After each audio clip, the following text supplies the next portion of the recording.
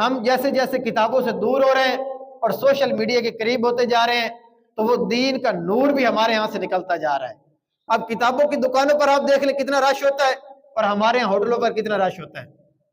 لائبریریاں آپ دیکھ لیں ہمارے معاشرے میں کتنی ہیں، اگر ہیں بھی تو وہاں کتابیں پڑھنے والے کتنے ہوتے ہیں، اور کسی ہوٹل پر چلے جائیں اور وہاں لوگوں کا رش دیکھ لیں۔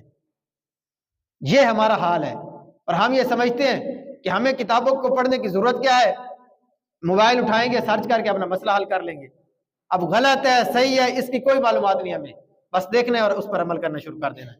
تو کیا ذہن خالی ہوتے جا رہے ہیں معلومات سے اور بیماریاں بڑھتی جا رہی ہیں، یہ نقصان ہمارے سامنے آ رہا ہے۔ اب ہمارے یہاں ہوتا کیا ہے، یا تو مطالعہ کرنا نہیں ہے، کتابیں پڑھنی نہیں ہے، یا تو پڑھنی ہے تو فضول قسم کے ناول اور ڈائجسٹ ہم نے پڑھنے شروع کر دینے ہیں۔ نہ ان کا دنیاوی طور پر کوئی فائدہ ہے، نہ دینی طور پر کوئی فائدہ ہے۔